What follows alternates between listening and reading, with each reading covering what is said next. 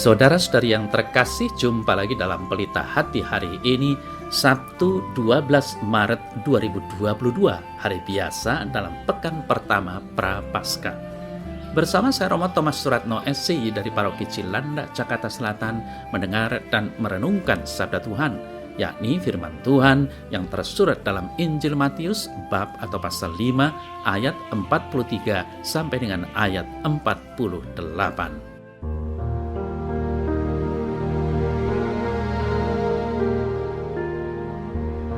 Dalam khotbah di bukit, Yesus berkata, "Kalian telah mendengar bahwa disabdakan, kasihilah sesamamu manusia dan bencilah musuhmu. Tetapi aku berkata kepadamu, kasihilah musuh-musuhmu dan berdoalah bagi mereka yang menganiaya kalian. Karena dengan demikian kalian menjadi anak-anak Bapamu di sorga.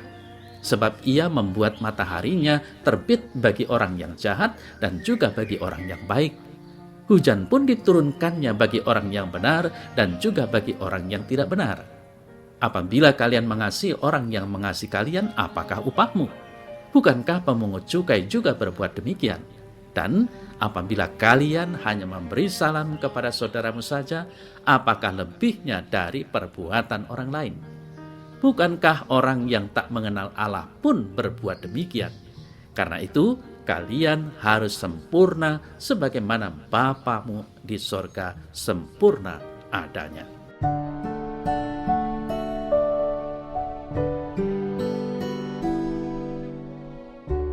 Saudara-saudari yang terkasih, mengasihi dan mendoakan orang yang kita cintai tentu mudah. Namun, mengasihi dan mendoakan orang yang membuat kita menderita pasti lebih sulit. Mengapa?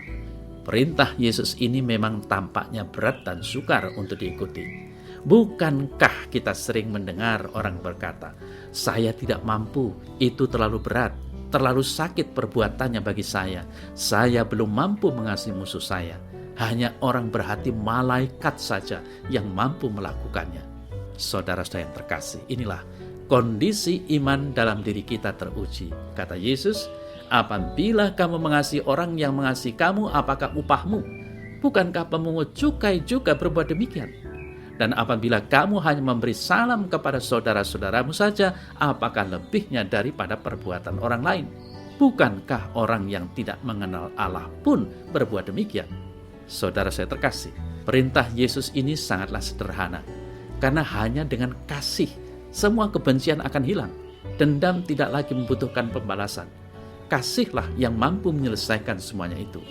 Tidak dapat kita pungkiri bahwa dendam dan kebencian adalah sumber konflik dan peperangan. Kebencian akan menimbulkan dendam, dan dendam akan menuntut balasan dengan kebencian. Begitu terus-menerus bagai rantai yang tidak terputus. Keadaan seperti ini hanya bisa terputus dan berhenti hanya dengan kasih. Kasih adalah satu-satunya kekuatan yang mampu mengubah seorang musuh menjadi seorang sahabat. Akhirnya, saudara saya terkasih, kita diajak untuk menjadikan kesempurnaan Bapa yang di sorga sebagai model dan ukuran kesempurnaan kita. Karena itu kalian harus sempurna sebagaimana Bapamu di sorga sempurna adanya. Hendaklah kita berusaha semaksimal mungkin untuk tidak berpuas diri atas status hidup atau apapun yang kita miliki saat ini. Bagaimanapun kesempurnaan itu kita yakini, kita pun tidak boleh menjadikan kesempurnaan orang tertentu sebagai ukuran kesempurnaan hidup kita. Sebab hanya Allah lah yang dapat menjadi model kesempurnaan kita. Saudara-saudara yang terkasih, kita bisa sesempurna Bapa di sorga apabila kita berani berpikir dan bertindak seperti Dia. Berani bertindak melampaui apa yang diyakini dan dihayati oleh manusia umumnya. Manusia menganut prinsip membalas kebaikan dengan kebaikan. Prinsip itu terlalu kecil untuk kehidupan seorang anak Allah. Manusia yang melakukan tindakan kebaikan untuk mengimbangi kebaikan yang telah diterima bukanlah tipe manusia ideal atau sempurna. Saudara-saudara yang terkasih, kita dituntut untuk menghasilkan kasih yang melampaui batasan apapun.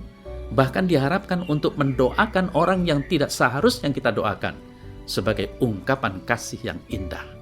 Bapa kita di surga itu sempurna karena Dia memiliki kasih. bahkan Dia sendirilah kasih itu. Kalau kita memiliki kasih, kita bisa menikmati kesempurnaan dari segala sesuatu yang kita kasihi. Maka, saudara yang terkasih, marilah kita hari demi hari dalam hidup ini memilah-milah lagi perilaku hidup kita.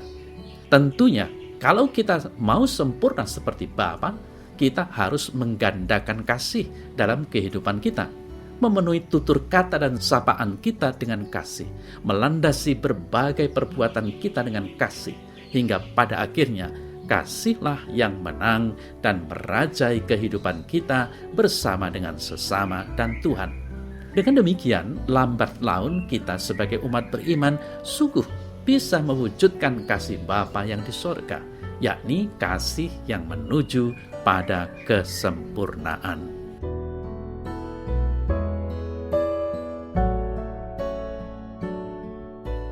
Dalam nama Bapa dan Putra dan Roh Kudus. Amin. Ya Tuhan Allah, Engkau adalah kasih, dan Engkau selalu mengajak diriku untuk menumbuh kembangkan kasih-Mu dalam diriku. Maka curahkanlah Roh Kudus-Mu dalam hatiku, sehingga aku dapat mewujudkan apa yang Kau kehendaki, yakni cinta yang sempurna. Amin. Semoga Allah yang Maha Kuasa memberkati saudara dalam nama Bapa dan Putra dan Roh Kudus. Amin.